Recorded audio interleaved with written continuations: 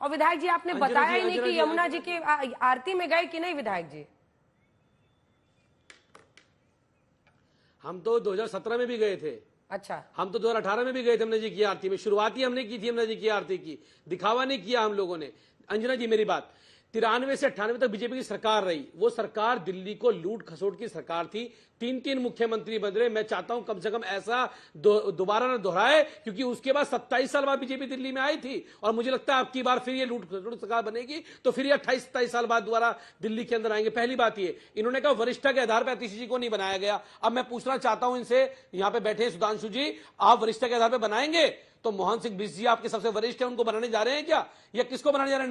नाम का खुलासा कीजिए। आप वरिष्ठ के आधार पर किसको बनाने जा रहे हैं, या स्टेम मुख्यमंत्री बनाने जा रहे हैं? आप ये तय कीजिए कि आप किसको मुख्यमंत्री बनाएंगे, और वरिष्ठ के आधार पर बनाएंगे तो क्या आपकी कैबिनेट वरिष्ठम के आधार पर होगी दिल्ली के अंदर? अब की बार जो 8-8 बार के विधायक रहे हैं, 4-4 बार के विधायक रहे हैं, किसको मुख्यमंत्री बनाने जा रहे हैं, किसको कैबिनेट में जाए, खुलासा कीजिए। तो ये जो झूठ की राजनीति आप लोग करते हो, ये जो लड़ाई झगड़े की राजनीति करते हो, इससे दिल्ली के लोग ऊब चुके हैं। अब आपको मौका दिया, दिल्ली के लोगों के लिए काम कीजिए, कैबिनेट बनाइए। जो वादे दिल्ली के लोगों से आपने किए, ना आपके पहले मुख्यमंत्री का चेहरा था और ना आज आपके पास मुख्यमंत्री का चेहरा है। हमने पहले कहा था, अपनी सरकार के खिलाफ बोल रहे हैं। आप बोल रहे हैं कि लोग उब गए, लोग उब गए तभी तो जाकर उधर सुधांशु जी की पार्टी को वोट दे दिया। लेकिन सुधांशु जी, आपके सामने कुछ नंबर्स रखती हूँ कि ये सीएम घोषित करने में देरी क्यों? 2024 में ओडिशा में सीएम का नाम घोषित करने में आपको 7 दिन लगे थे। राजस्थान में सीएम का नाम 2023 में घोषित करने में फिर 9 दिन लगे, और एमपी में 8 दिन, छत्तीसगढ़ में 7 दिन लगे। ये देखिए, राजस्थान में 9वें दिन, मध्य प्रदेश में मोहन यादव के नाम पर मुहर 8वें दिन को लगी, 7वें दिन छत्तीसगढ़ में विष्णुदेव साय बने। और ऐसे ही अगर आप देखिए तो हिमाचल में जयराम ठाकुर जब बने थे, अभी तो सुक्खू साहब है, तब 6ठे दिन, और 2017 की बात है ये, हिमाचल में 6 दिन लगे थे। महाराष्ट्र में अगर आप देखिए तो सीएम के लिए देवेंद्र फडणवीस का नाम घोषित होने में आपको 9 दिन लगे थे, और 7वें दिन योगी आदित्यनाथ का नाम रख दिया गया था। लेकिन ऐसे ही उद्धव ठाकरे के नाम पर भी मुहर लगने में, अगर आपको याद हो, महाराष्ट्र में बहुत वक्त लगा था, और उस वक्त मुझे लगता है लगभग 20-25 दिन से ज्यादा का वक्त लगा था, लगभग 1 महीना से ज्यादा का वक्त लगा था, 30 दिन से ज्यादा। अगर वो भी है हमारे पास ग्राफिक्स तो दिखाना चाहिए। अब सुधांशु जी जवाब दीजिए। और दिल्ली, जिसमें आप देख रहे हैं कभी नई दिल्ली रेलवे स्टेशन पर घटना घटी, फिर हॉस्पिटल पहुंचे एलजी, तमाम मुद्दे हैं। आप लोग यही कहते थे ना कि जेल से सीएम बने हुए हैं, दिल्ली की जनता को कोई नहीं देखने वाला है, तो ये देरी क्यों? देखिए, जो बात आपने दिनों की कही 7, 8, 9, तो इसमें एक ये भी यथार्थ है कि भाई हमारे जो मुखिया हैं परिवार के, प्रधानमंत्री श्री मोदी जी इस बीच में 4 दिन की विदेश यात्रा पे गए हुए थे, और वो कितना इंपॉर्टेंट था कि वर्ल्ड की एआई समिट को को चेयर भारत कर रहा था। ये अपने आप में कितनी महत्वपूर्ण बात है कि सह अध्यक्षता भारत कर रहा था। और अमेरिका में अगर आप देखें तो अमेरिकी राष्ट्रपति बनने के बाद वो चौथे राष्ट्रीय प्रमुख हैं जिनके साथ द्विपक्षीय वार्ता की, और इससे पहले जिन 3 के साथ अमेरिका ने की वो तो ब्रिटेन, इजराइल और जापान उनके क्लोजेस्ट एलाई हैं। तो आप देखें तो अंतर्राष्ट्रीय दृष्टि से एक महत्वपूर्ण विषय था जिसका समाधान जिसके बारे में वो पहले से प्री डिसाइडेड था, वह कार्य करना महत्वपूर्ण था। उसके बाद आकर यहां पर कार्य किया जाएगा, इसमें कौन सी कोई मुझे नहीं लगता। मगर मजे की बात देखिए अंजना जी, इन 8-9 दिनों में भगवान ने क्या गति दिखाई है, कैसी रंगत बदली। आलोक जी मात्र 8 दिन पहले तो जमुना के लिए दोष देते थे आम आदमी पार्टी को, अब अचानक भाजपा के लिए दोष देने लगे। और मजे की बात देखिए कि आम आदमी पार्टी कुछ समय पहले तक जब इनके ऊपर आरोप लगाती थी, अब दोनों का आरोप हमारे ऊपर हो गया। यानी ये एक बार फिर इन केवल 1 हफ्ते ने रंगत बदलते हुए दिखा दिया कि ये पार्टियां कब तोला कब माशा हो जाएंगी, कब किसी से वादा करेंगी और कब किसी से वादा खिलाफी कर जाएंगी, कब किसी के साथ मोहब्बत करेंगी और कब किसी को छोड़ देंगी। ऐसा बदलता हुआ चरित्र जो था उसका एक झलक पुनः दिख गई। और मैं कुलदीप जी को बताना चाहता हूं, आपने कहा 93 की सरकार, तो आपको याद होना चाहिए हमारे पहले मुख्यमंत्री थे मदन लाल खुराना जी, किस आधार पे छोड़े थे पार्टी कुर्सी, जो आप कहते हैं आरोप लगते इस्तीफा देना चाहिए। जैन हवाला के मामले में, जिसमें बाद में कोर्ट से पूरी तरह बरी हुए, और कोर्ट ने यह भी कहा कि यह पूरी तरह निराधार बातें हैं कि कोई अपनी प्राइवेट डायरी में किसी का भी नाम लिख लेगा तो इस आधार पर। मगर शुचिता के उच्चतम मानदंडों को रखते हुए खुराना साहब ने इस्तीफा दिया था। एक वो सीएम थे जिन्होंने केवल आरोप लगने पे इस्तीफा दिया था। एक ये सीएम है कि जलवा में जाने के बाद इस्तीफा देने को तैयार नहीं थे। इसलिए जब आप हमारी सरकारों और अपनी सरकारों की तुलना करें तो बहुत सोच विचार करके आपको तुलना करना चाहिए। और मैंने वरिष्ठता की बात इसलिए नहीं कही थी, मैंने कहा था अगर डिप्टी सीएम डिजिग्नेटेड था तो डिप्टी सीएम को क्यों नहीं दिया, ये अपने आप में सोच करने का विषय है। और चलो नहीं दिया अलग बात है, डिप्टी सीएम को जेल भेज दिया उसी आरोप में और खुद कह दिया जेल में जाने के बाद मैं इस्तीफा नहीं दूंगा। ये मैंने प्रश्न पूछा था कि भाई वो केजरीवाल जी के लिए अलग नियम और उसी बात पे और मनीष सिसोदिया के लिए अलग नियम कैसे हो गया था, मतलब कानून की दो अलग अलग व्याख्याएं कैसे हो गई थी। इसी वजह से के आधार पर मुख्यमंत्री तय कर रहे हैं दिल्ली में अब की बार नहीं गए थे, पक गए थे। अरे मैं ये नहीं कह रहा हूं मेरे भाई, मैं कह रहा हूं अगर सीएम ये कह रहा है कि आरोप गलत है इसलिए मुझे इस्तीफा नहीं देना है, तो उसी आरोप में डिप्टी सीएम को इस्तीफा क्यों देना है, ये बताइए भाई। सिंपल सी बात मैं पूछ रहा हूं। कितना इसका कोई जवाब है क्या कुलदीप जी? हाँ बिल्कुल है। क्या? उन्होंने उस समय इस्तीफा दिया, मनीष सिसोदिया जी ने। अरविंद केजरीवाल जी पे आरोप झूठे थे, उन्होंने इस्तीफा नहीं दिया। और जब वो जेल से आए, सुप्रीम कोर्ट ने उनको बेल दी, उसके बाद दिल्ली की जनता की अदालत में गए और उन्होंने बेल दिया। उन्होंने बेल दिया, हाँ झूठे थे, मनीष सिसोदिया झूठे थे, उनका व्यक्तिगत निर्णय था, उन्होंने इस्तीफा दिया। उसमें क्या है, उनके व्यक्तिगत निर्णय था, उन्होंने दिया, उसमें क्या है? इस्तीफा क्या है? और अरविंद केजरीवाल जी ने इस्तीफा दिया जेल से आने के बाद। तो मतलब सुप्रीम कोर्ट से बेल मिलने के बाद अरविंद केजरीवाल जी ने इस्तीफा दिया। और मैं तो कहना चाहता हूं, पहले बताइए, आप वरिष्ठता के आधार पर मुख्यमंत्री तय कर रहे हैं दिल्ली में अब की बार, पहले जवाब दीजिए। सुधांशु जी, वरिष्ठता के आधार पर सीनियरिटी लेके से उसमें क्या था? तो तकिया कलाम बनने वाला लाइन है वैसे आज जो दी है कुलदीप कुमार जी ने, उन्होंने दे दिया, उनका निजी फैसला था इस्तीफा देना, उसमें क्या है? इनका नहीं था, नहीं दिया, उसमें क्या है? चलिए कुलदीप जी सुनिए, मुझे अंजना जी वो एक फिल्म का डायलॉग था ना, भैया जी भावनाओं में बह के ज्यादा बोल गए हैं। अब पहले ये बोल गए ऊब गए, अब देखिए क्या बोल गए कुलदीप जी। उन्होंने कहा कि मनीष जी का व्यक्तिगत निर्णय था और केजरीवाल जी का ये व्यक्तिगत निर्णय था कि इस्तीफा नहीं देना। मतलब आपने साफ कर दिया कि व्यक्तिगत मानदंडों में, नैतिक मानदंडों में मनीष सिसोदिया जी ऊंचे मानदंड का पालन कर रहे थे कि इस्तीफा दे देंगे, मगर आपको मनीष सिसोदिया इतने क्यों अच्छे लग रहे हैं आजकल? सुधांशु जी, सुधांशु जी, आपको मनीष सिसोदिया इतने अच्छे क्यों लग रहे हैं? उनकी चिंता क्यों होने लगी? अरविंद केजरीवाल जी ने, अंजना जी सुनिए तो, बेल मिलने के बाद सुप्रीम कोर्ट से पूरी बात तो सुनिए, अभी आपको आ गए, सुनिए बारी बारी से आलोक जी भी इंतजार कर रहे हैं, प्लीज। काहे परेशान है भाई, काहे परेशान है? अरे पहले ये तो बताइए, आप वरिष्ठ के आधार पर मुख्यमंत्री बना रहे हैं दिल्ली में, किसको बना रहे बताइए, लालू प्रसाद यादव जी दीजिए पहले, जो लालू प्रसाद यादव जी किए थे। और वरिष्ठता वाली बात पे फिर देखिए ज्यादा बोल गए। मैं वरिष्ठता की बात नहीं कर रहा हूं, वरिष्ठता होती तो केजरीवाल जी सीएम नहीं बनते। मैं तो कह रहा हूं जब डिजिग्नेटेड डिप्टी सीएम रखते हैं, जिसके डिप्टी सीएम इसीलिए बनाया जाता है ना कि सीएम की अनुपस्थिति में काम देखेगा, जैसे उपराष्ट्रपति राष्ट्रपति की अनुपस्थिति में काम देखेगा। तो ये मैं नहीं समझ पा रहा हूं, ये आप संविधान का कौन सा लड्डू बनाते थे, ये कौन सा चूरन बनाते थे कि जब जिस चीज को चाहते थे अपने हिसाब से तय कर देते थे कि अब केजरीवाल जी के लिए नियम ये होगा, दूसरे के लिए नियम ये होगा, और डिप्टी सीएम भले ही होगा मगर वो काम सीएम का वो नहीं देखेगा, कोई और देखेगा।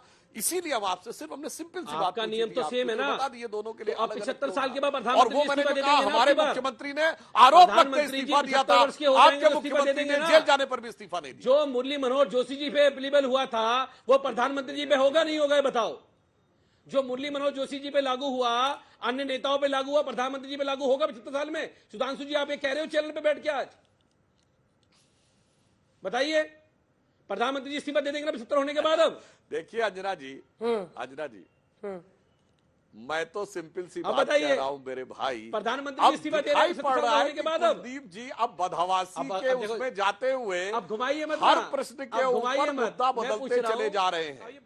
हर प्रश्न के आधार पे घुमाइए क्यों नहीं? आपसे तो मैंने सीधा सवाल पूछा था मेरे भाई कि दो लोगों के लिए अलग अलग नियम क्यों थे। आपने तो इतनी बड़ी बात कह दी कि केजरीवाल जी ने कहा कि यह आरोप झूठा था मगर इस्तीफा देने लायक नहीं था, मगर मनीष सिसोदिया ने कहा कि आरोप झूठा था मगर इस्तीफा देने लायक था। ठीक है मेरे भाई, मैंने तो एक साथ, चलिए, एक की सत्ता आई है, एक की सत्ता गई है, ये दोनों लड़ रहे हैं। लेकिन आलोक जी, आप लोगों के दिल पर कितना बड़ा पत्थर रखना पड़ रहा है? रामलीला मैदान फिर से सज रहा है, तैयारी हो रही है, लगातार वहां पर केजरीवाल साहब 3 बार सीएम बने, जिन्होंने आपकी सरकार को यहां पर गिराया, केंद्र में भी बहुत डैमेज किया, और उनकी सरकार वहां बनी, आपने उनका साथ भी निभाया, उनकी सरकार बनवा दी 13 में। फिर अब भी फिर सज रहा है रामलीला मैदान, लेकिन अब बीजेपी वाले शपथ लेने वाले हैं। देखिए, मुझे लगता है कि रामलीला मैदान सजे, नई सरकार मिले, ये बहुत अच्छी बात है। लेकिन जब केजरीवाल जी आए थे तो इससे भी ज्यादा भव्यता से सजा था। उसके बाद दिल्ली को क्या मिला? चाहे यमुना हो, चाहे पॉल्यूशन हो, चाहे एयर पॉल्यूशन हो, चाहे टूटी सड़कें हो, चाहे सीवर की हालत खराब हो, चाहे वाटर लॉगिंग हो, यही सब दिल्ली को मिला। हम तो कह रहे हैं अच्छी बात है, सरकार आई है आपकी, आप खूब अच्छे से सरकार को चलाइए। और हमने तमाम समस्याओं के लिए हमेशा दोनों पार्टियों को बराबर का दोषी ठहराया है। अगर पॉलिसी शराब घोटाला करने में पॉलिसी केजरीवाल जी लेकर आए तो अप्रूवल बीजेपी के एलजी ने दी और बीजेपी के तमाम कॉर्पोरेटर्स ने दुकान खोलने की परमिशन दी। अभी कह रहे हैं कि साहब वो अमेरिका में बहुत बिजी थे, वहां पर टैक्स लेकर आए हैं 25 से 30% मैक्सिमम आइटम्स पर। ब्रिक्स के लिए क्या क्या सुनकर आए हैं। और हमने तो देखा कि एलन मस्क के बच्चे भी मोदी के साथ खेल रहे थे। तो आज ये विषय नहीं है कि आप अमेरिका में हैं या कहाँ हैं। आज तो मोबाइल का जमाना है, इंटरनेट का जमाना है, सब चीजें हैं। क्या 10 दिन आपको वहां पर 10 मिनट लगने थे किसी का फैसला करना है, नहीं करना है? और अब तो आए भी कई दिन हो गए हैं। क्या ये कह रहे हैं कि दिल्ली साफ कर देंगे हम? मैं तो बार बार पूछ रहा हूं, कानपुर साफ हो गया? कानपुर की हवा साफ हो गई, गाजियाबाद की साफ हो गई, गुड़गांव की साफ हो गई, सोनीपत की साफ हो गई। दिक्कत हमें यह है कि ये डमी मुख्यमंत्री बैठाते हैं। उड़ीसा के मुख्यमंत्री का पूरे देश में से मैक्सिमम लोगों को नहीं नाम पता होगा। छत्तीसगढ़ के साय साहब का तो पता है, पूरा नाम नहीं पता होगा। और ये मैं कह रहा हूं बार बार, सुधांशु जी पर्ची मेरे पास छोड़ गए, इस पर्ची पे मुख्यमंत्री का नाम लिखा है। ये तो पर्ची वाला मुख्यमंत्री बनाते हैं, जाके स्टेज पे पर्ची खुलती है। अब इनके ये भी डेमोक्रेसी की बात करने लगते हैं। भाई वहां पर राजस्थान में जब पर्ची खुली थी, ज्योतिरादित्य सिंधिया जी, सॉरी उनकी जो बुआ जी हैं, उनके सामने जब डिफेंस मिनिस्टर साहब ने, राजनाथ सिंह जी ने पर्ची खोली थी, तो क्या विधायकों की राय ली गई थी? सुधांशु जी जल्दी से जवाब दीजिए। दल की बैठक ही नहीं में क्या हाल है वो हम अपने दर्शकों को दिखाएंगे। 10 दिन से क्या विधायक दल की बैठक हुई है आपकी? सुधांशु जी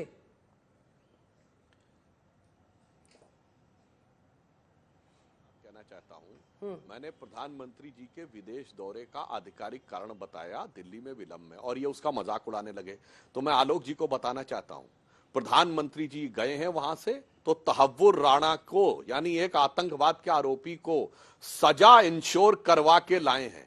और राजीव गांधी गए थे 1985 में, तो दर्शकों को न याद हो तो मैं याद दिलाना चाहता हूं, एक अपराधी जो अमेरिका की जेल में बंद था, जिसका नाम था आदिल शहरयार, जो कि राजीव गांधी जी का दोस्त था, उसकी सजा माफ करवा के लाए थे अपने साथ। और न्यूयॉर्क टाइम्स ने अपनी रिपोर्ट में यह लिखा था कि एंडरसन को भगाने के एवज में राजीव गांधी के दोस्त आदिल शहरयार को लेके आए। इसका मतलब आप अपराधियों को बचा के लेके आए थे, और मोदी जी अपराधी और आतंकवादी को सजाए याफ्ता करवा के लेके आए हैं। कम से कम इस पे बहस की कोई गुंजाइश नहीं है।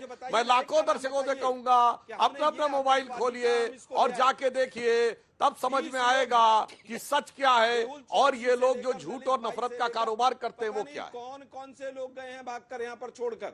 ठीक, क्या उनमें से किसी को आपने बुला लिया? चलिए एक बार एमसीडी की भी स्थिति देखते हैं, एमसीडी की भी स्थिति देखते हैं, जिस पर मैं चाहती हूं कि आप अब बोले इस पर कुलदीप जी, क्योंकि अगर आपके 3 पार्षद, आम आदमी पार्टी के 3 पार्षद 15 फरवरी को आम आदमी पार्टी के चले गए हैं बीजेपी में, तो ये आपके लिए चिंता की बात होनी चाहिए। एक बार पूरा जो समीकरण है वो आपको बता दे रहे हैं, क्योंकि देखिए एमसीडी में दिल्ली नगर निगम में 250 पार्षद हैं। फिलहाल एमसीडी में 238 पार्षद बचे हैं, क्योंकि 11 पार्षद विधायक बन गए, 1 सांसद बन चुके हैं। मेयर चुनाव में दिल्ली के सभी 10 सांसद और 14 विधायक भी वोटर हैं, और दिल्ली में बीजेपी के 7 लोकसभा और आम आदमी पार्टी के 3 राज्यसभा वाले सांसद हैं, वो भी वोटर हैं। 14 विधायक भी वोटर हैं, जिन्हें विधानसभा अध्यक्ष नॉमिनेट करते हैं। 15 फरवरी को आपके 3 पार्षद बीजेपी में शामिल हो गए हैं। अब अप्रैल 2025 में मेयर का चुनाव होना है। नवंबर 2024 में हुआ था, तब 263 वोट डाले गए थे, जिसमें आपको 133 और बीजेपी को 130 वोट मिले थे। 2 वोट अवैध घोषित हो गए थे। अब 3 आप पार्षदों के बीजेपी में शामिल होने से एमसीडी में भी बीजेपी का बहुमत हो गया है। ये आपके लिए चिंता की बात है कि नहीं है?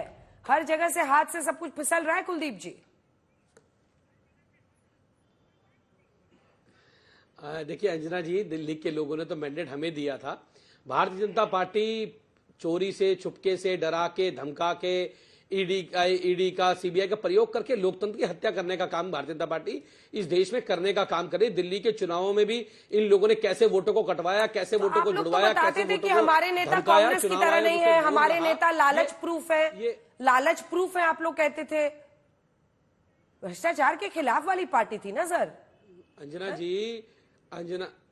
अंजना जी जब किसी को डराया जाएगा, धमकाया जाएगा, ईडी और सीबीआई से डराया जाएगा, जब सारी एजेंसियां भाजपा में शामिल होकर काम करेंगी तो नतीजा यही होता है। दूसरी बात ये, हमें दिल्ली के लोगों ने मैंडेट दिया था एमसीडी के अंदर, हमने 2 वर्षों में एमसीडी का जो कूड़ा था साफ करने का काम किया। और दिल्ली के अंदर बता दूं आपको कि 18 साल में भारतीय जनता पार्टी के राज में सफाई कर्मचारी की स्ट्राइक रहती थी। 2 साल से एमसीडी के कर्मचारियों को 1 तारीख से लेकर 9 तारीख तक उनके खाते में सैलरी देने का काम आम आदमी पार्टी ने किया, क्योंकि ईमानदार सरकार हमने चलाने का काम किया। दिल्ली का बजट 33,000 करोड़ रुपए था और 70,000 करोड़ रुपए लाके हमने खड़ा करने का काम किया, क्योंकि ईमानदार सरकार दिल्ली में चल रही थी और एमसीडी में चल रही थी। आज भारतीय जनता पार्टी जिस धर्रे पे चल रही है, तो उसमें भी जब चुनाव होगा तो सामने आएंगे, कौन जीतेगा कौन हारेगा, जो नतीजे होंगे सबको स्वीकार्य होंगे, जनता के सामने होंगे। और निश्चित रूप से दिल्ली के लोगों ने हमें मौका दिया है तो एमसीडी सरकार चला रहे हैं हम लोग।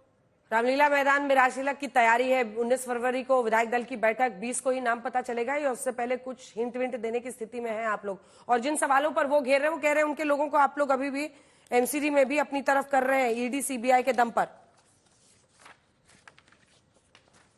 अंजना जी मुझे एक 10 सेकंड और समझ में नहीं आता है कि मेरे इन सवाल है। पार्टियों को कौन सा महारत हासिल है जो अपने नेताओं को कमजोर और खुद ही ऐसे शब्दों का प्रयोग करने लगते हैं, बिकाऊ, कमजोर, जाने क्या क्या कहने का प्रयास करने लगते हैं। अरे मान्यवर, अगर हिम्मत होती है, अगर सिद्धांतों पे खड़े हुए, हम लोगों के जमाने में हम विपक्ष में सबसे लंबे समय तक रहे हैं। हमारे कितने लोगों को किसी ने तोड़ दिया, इमरजेंसी के दौर में जेल में डाले गए, लोगों को यातनाएं दी गई, नाखून निकाले गए। राम मंदिर आंदोलन के समय में कितने लोग जेल में रहे। इसलिए मैं कहना चाहता हूं, होता क्या है, खरबूजे को देख के खरबूजा रंग बदलता है। क्या होता है जब वो लोग आए सिद्धांतों के आधार के ऊपर और उन्हें दिखाई पड़ता है कि केजरीवाल जी आए थे, वक्त कितने की इजाजत देता है, लेकिन दिल्ली में अभी सरकार का इंतजार है और 10 दिन बाद भी हाथ खाली है। देखिए 19 और 20 की तारीख तय की गई है।